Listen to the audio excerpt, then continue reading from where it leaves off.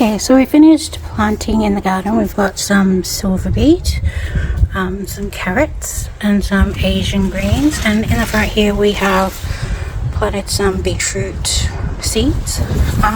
This side is some flowers, so we had zinnia in the back, California poppy in the middle, Alyssum in the front, and then we have a hibiscus. So I'm hoping these flower soon, but yeah, that's to go with our white hibiscus, which gives off some beautiful flowers.